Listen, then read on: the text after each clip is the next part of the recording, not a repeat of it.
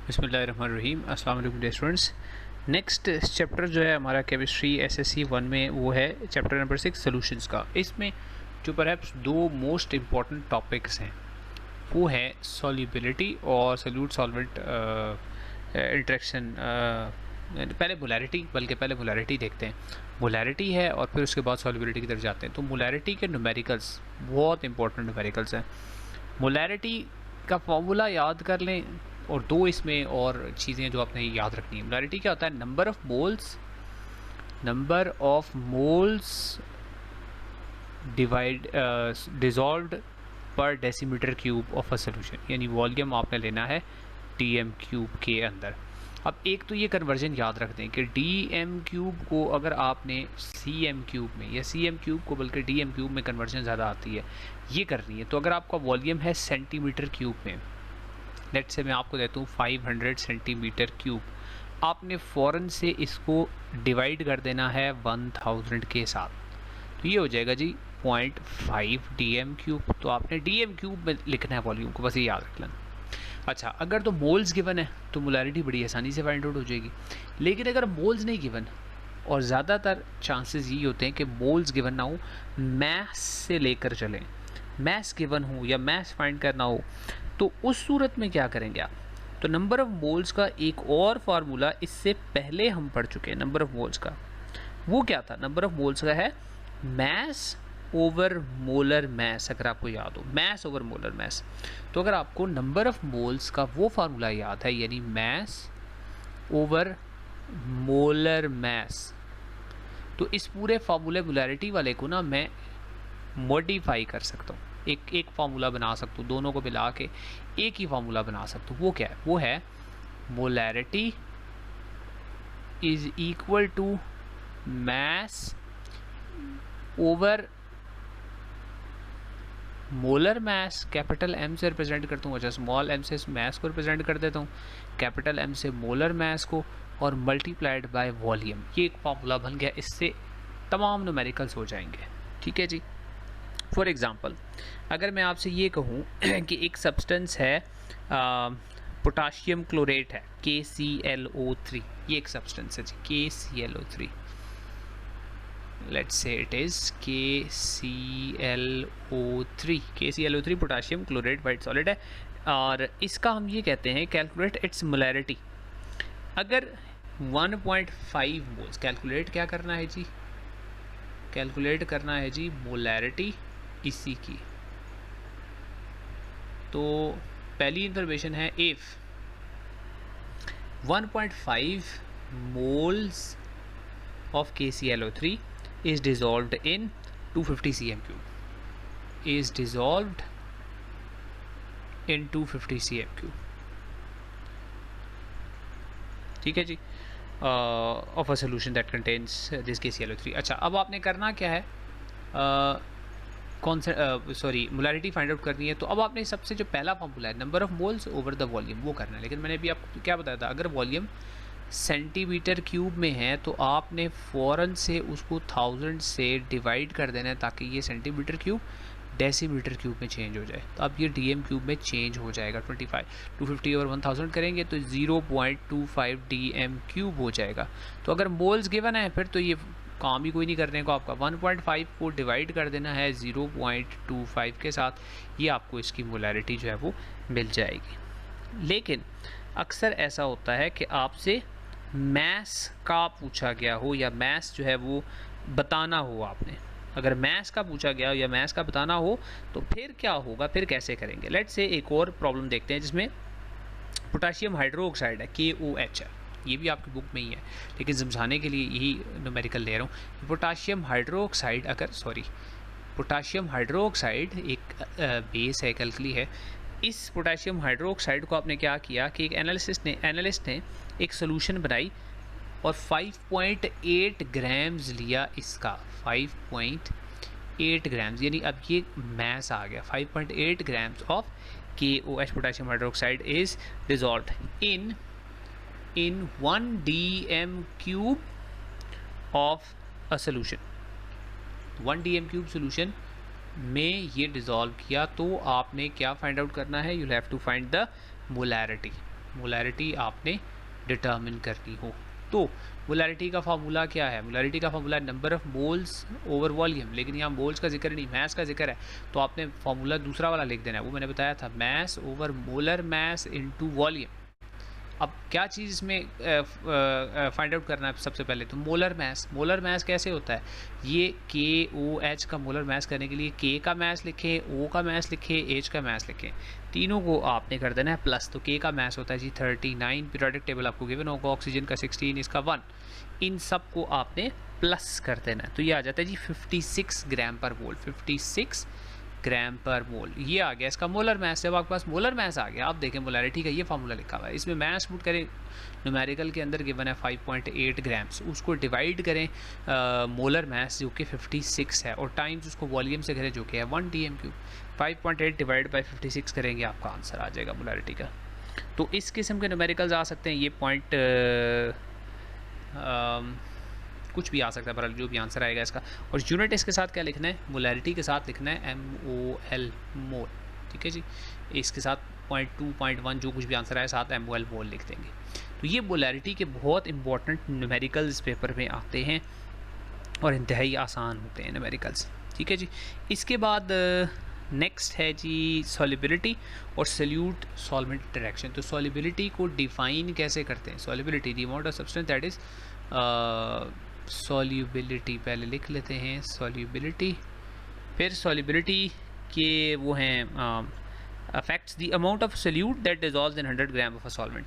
तो 100 ग्राम अगर सॉल्वेंट ले लें तो उसमें जितना भी सल्यूट डिजॉल्व होगा, जैसे आपने पानी लिया 100 ग्राम्स, तो उसमें नमक हल कर रहे हैं, तो जितना नमक पानी के अंदर आसानी से हल हो जाएगा वो उसकी सॉल्युबिलिटी, यानी जितना आप हल करेंगे वो सॉल्युबिलिटी होगी। अब इसमें जो क्वेश्चन आता है वो क्या है? सॉल्युबिलिटी और सल्यूट सॉल्वेंट इंटरेक्शन, यानी पानी के अंदर नमक हल हो जाता है, पेट्रोल के अंदर पानी हल नहीं हो जाता, पेट्रोल के अंदर नमक हल नहीं होता। इस सब का एक ही जवाब है, क्या कि लाइक डिज़ोल्व लाइक, दोनों की नेचर जो है अगर सेम होगी सल्यूट और सॉल्वेंट की, तो सॉल्वेंट सल्यूट को डिज़ोल्व कर लेगा, अगर नेचर डिफरेंट होगी तो डिज़ोल्व नहीं करेगा। आपने दो वर्ड्स याद कर लेने, एक पोलर और दूसरा नॉन पोलर। पोलर है और ये नॉन पोलर है, ठीक है जी। कुछ पोलर चीज़ें याद कर लें, जैसे वाटर है, ये एक पोलर सॉल्वेंट है, पेट्रोल, मिथनॉल, ये चीज़ें जो है ये नॉन पोलर हैं। तो अगर जो चीज़ें आप क्वेश्चन में पूछा हुआ कि डिजॉल्व नहीं हो रही, तो आपने कहना है एक पोलर है दूसरा नॉन पोलर है। अगर याद ना रहे कौन सा पोलर कौन सा, तो आपने कहना one is polar the other is non polar, तो ठीक ही होगी वो आपकी बात, पूरी तरह मेंशन ना भी करें तो ये पेपर में अक्सर शॉर्ट क्वेश्चंस में ये आता है। और फिर उसके बाद कि इस सॉल्युबिलिटी को अफेक्ट क्या चीज़ करती है? एक तो सॉल्यूट सॉल्वेंट इंटरेक्शन, दूसरी टेम्परेचर ज़रूर इफेक्ट करता है, याद रखना। टेम्परेचर कैसे इफेक्ट करता है? टेम्परेचर को इंक्रीज़ करते हैं तो सॉल्युबिलिटी यूजुअली इंक्रीज़ होती है, लेकिन एक्सेप्शन है, ये MCQ में आ जाती है। एक्सेप्शन किसकी है? जिनकी सॉल्युबिलिटी डिक्रीज़ हो जाती है, एक्सेप्शंस हैं वो। और वो एक ग्राफ सा बना हुआ आपकी बुक में, उसमें देख लेना, एक दो सिर्फ एक्सेप्शंस लिखी हुई हैं। एक है गालिबन Na2SO4 है, उसकी एक्सेप्शन है, और एक और है वो भी मेरे जहन में नहीं आ रहा, उसकी एक्सेप्शन है कि उसकी सॉल्युबिलिटी डिक्रीज़ हो जाती है, ठीक है जी। और आखिर में एक क्वेश्चन है सॉल्यूशन, कोलॉइड और सस्पेंशन, इन तीनों का डिफरेंस एक टेबल बुक में बना हुआ है, सॉल्यूशन, सस्पेंशन, कोलाइड। तो उसी तरह देखें, सॉल्यूशन, सस्पेंशन, कोलाइड का टेबल ही बना के आप इसको जहन में रखें, सॉल्यूशन, सस्पेंशन, कोलाइड, और उस टेबल में ही लिखें कि एक जो है उसका साइज़ बड़ा होता है और वो फ़िल्टर पेपर में से पास नहीं हो सकता, दूसरा जो है साइज़ छोटा होता है, वो इलेक्ट्रॉन माइक्रोस्कोप से नज़र आता है, और तीसरा इलेक्ट्रॉन माइक्रोस्कोप से भी नज़र नहीं आता। और फिर लाइट स्कैटरिंग, जिसको टेंडाइल इफेक्ट भी बोलते हैं, टेंडाइल इफेक्ट कौन शो करता है और कौन नहीं करता, ये साथ ये भी लिखते हैं। उस टेबल में ये सारी बातें लिखी हुई हैं, इसलिए इनको दोबारा से रिपीट करने की मुझे ज़रूरत नहीं है। उसके बाद नेक्स्ट है जी चैप्टर नंबर 7, इलेक्ट्रोकेमिस्ट्री, बहुत इंपॉर्टेंट चैप्टर है। तो इसमें शॉर्ट में भी लॉन्ग में भी इस चैप्टर में इलेक्ट्रोकेमिस्ट्री में से ज़रूर सवाल आते हैं। सबसे पहले ये जी कि ऑक्सीडेशन और रिडक्शन क्या है, इनमें क्या डिफरेंस है, ऑक्सीडेशन कब होती है, रिडक्शन कब होती है। तो ऑक्सीडेशन नाम से याद रख ले, ऑक्सीजन का ऐड होना, तो एडिंग ऑक्सीजन। तो बाज़ अवत आपको ये बताना होता है कि ऑक्सीडेशन हो रही है या रिडक्शन हो रही है, सिर्फ ऑक्सीजन पर नज़र रखें, अगर ऐड हो रही है तो ऑक्सीडेशन है, रिमूव हो रही है तो रिडक्शन है। लेकिन ऑक्सीडेशन रिडक्शन को इन टर्म्स ऑफ लॉस और गेन ऑफ इलेक्ट्रॉन भी हम बता सकते हैं। तो अगर इलेक्ट्रॉन के लिहाज से बताया जाए तो लॉस ऑफ इलेक्ट्रॉन ये ऑक्सीडेशन होता है, एडिशन ऑफ ऑक्सीजन होता है, और लॉस ऑफ इलेक्ट्रॉन होता है, लॉस ऑफ इलेक्ट्रॉन होता है। ठीक है जी, ये ज़्यादा इंपॉर्टेंट होता है लॉस ऑफ इलेक्ट्रॉन के लिहाज से। जैसे मेटल्स सारे के सारे जो हैं ये लूज़ करते हैं इलेक्ट्रॉन, जैसे आयरन है ना, ये इलेक्ट्रॉन लूज़ करके Fe2+ बनाते हैं और साथ 2em लिखते हैं, इलेक्ट्रॉन इसे लूज़ कर दिया। ठीक है, Na है, सोडियम है, तो सोडियम Na+ में कन्वर्ट हो जाता है क्योंकि इसने एक इलेक्ट्रॉन लूज़ किया, एंड सो ऑन। रिडक्शन में इसका उलट होता है, तो बाज़ औक़ात आप भूल जाते हैं, तो आप कोशिश करें किसी एक चीज़ को याद करें, ऑक्सीडेशन को याद कर लें। रिडक्शन ज़रा इसका ऑपोजिट ही होगा ना, तो अगर ऑक्सीडेशन है एडिशन ऑफ ऑक्सीजन तो रिडक्शन होगी लॉस ऑफ ऑक्सीजन। अगर ऑक्सीडेशन है लॉस ऑफ इलेक्ट्रॉन तो ये होगा गेन ऑफ इलेक्ट्रॉन। जैसे गेन ऑफ इलेक्ट्रॉन सारे नॉन मेटल इलेक्ट्रॉन को गेन करते हैं, तो नॉन मेटल्स की कोई भी मिसाल ले लें, जैसे क्लोरीन की मिसाल ले लें आपके, क्लोरीन का एक एटम एक इलेक्ट्रॉन गेन करता है तो वो बन जाता है क्लोरीन का आइन।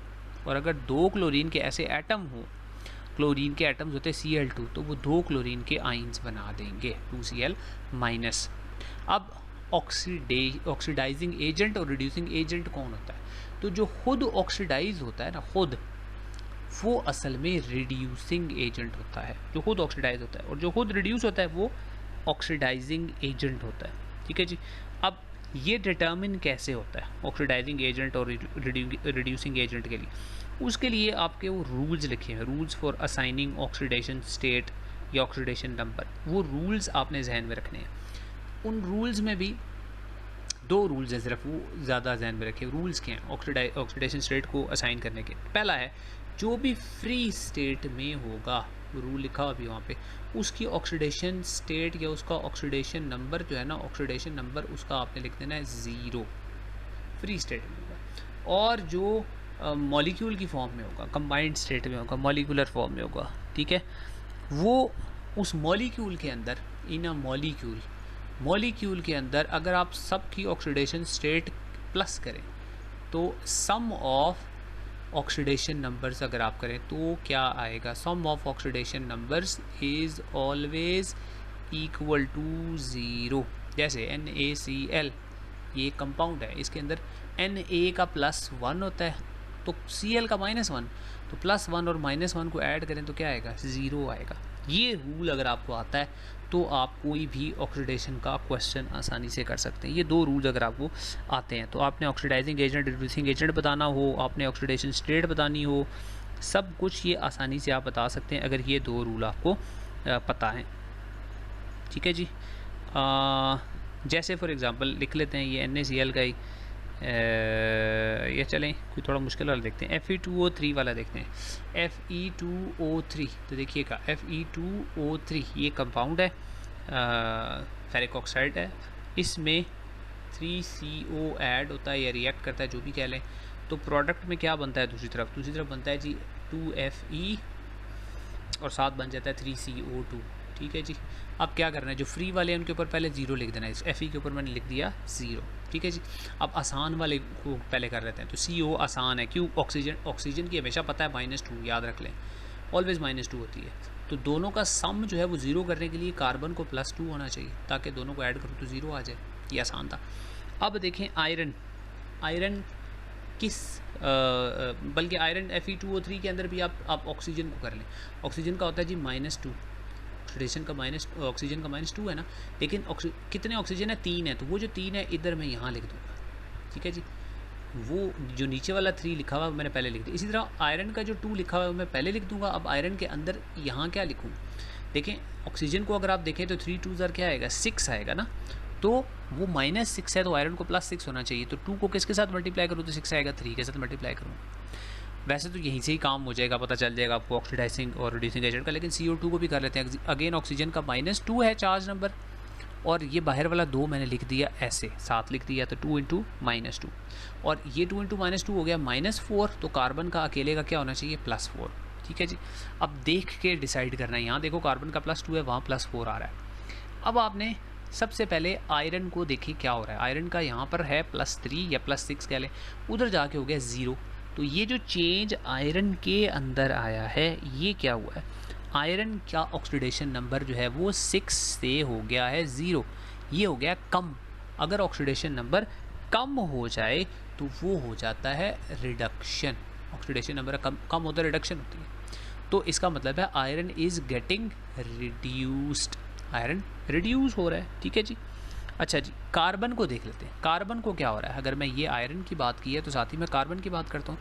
कार्बन यहाँ पे +2 है और दूसरी साइड पे जाते जाते 4 हो जाते थे। 2 से 4 का मतलब इंक्रीज़ हो गया, तो ये क्या होगी, ऑक्सीडेशन। तो यहाँ पे आपको पता चल गया आयरन की रिडक्शन, कार्बन की ऑक्सीडेशन, या इस पूरे कंपाउंड की रिडक्शन और इस पूरे कंपाउंड की ऑक्सीडेशन। लेकिन जिसकी ऑक्सीडेशन हो रही होती है वो क्या होता है, वो होता है रिड्यूसिंग एजेंट। तो यहाँ से आपको रिड्यूसिंग एजेंट मिल गया। जिसकी रिडक्शन हो रही होती है वो होता है ऑक्सीडाइजिंग एजेंट। तो ये ऑक्सीडाइजिंग एजेंट हो गया। ठीक है जी। इससे आगे जो टॉपिक्स हैं ज़्यादा डिटेल में अब नहीं करूँगा, कोई टाइम नहीं है। आपने कर लेना है जी extraction methods of recovering metals वाला जो है ना, इसमें आप करें जी, जो इम्पोर्टेंट है इलेक्ट्रोलिसिस के अंदर वो है गैल्वेनिक सेल। गैल्वेनिक सेल आपने ज़रूर करना है, और डैनियल सेल भी, दोनों की डायग्राम प्लस उनके रिएक्शंस, डायग्राम और कैथोड एनोड के ऊपर जो उनके रिएक्शंस हैं। और फिर एंड में है मैन्युफैक्चरिंग। तो मैन्युफैक्चरिंग सोडियम मेटल की, लॉन्ग के लिए सोडियम मेटल की मैन्युफैक्चरिंग, और फिर एंड में है प्लेटिंग। तो प्लेटिंग क्रोमियम की और टिन की करनी है इस चैप्टर के अंदर से। तो ये इस चैप्टर के इम्पोर्टेंट कुछ क्वेश्चन हो गए, और आई थिंक अब इतना टाइम हो गया कि इतने ही चैप्टर्स के वीडियोस काफ़ी हैं आप लोगों के लिए। कोई आपको अगर स्पेसिफिकली क्वेश्चन हुआ किसी चैप्टर में से, किसी टॉपिक में से, किसी न्यूमेरिकल में, तो आप कभी भी पूछ सकते हैं पेपर से पहले। तो best of luck to all of those students who are taking in chemistry. And अगर कल मुझे मिल गया पेपर तो मैं सोल्यूशन अपलोड इंशाल्लाह टाइम से कर दूँगा। बेस्ट ऑफ लक, अल्लाह हाफिज़।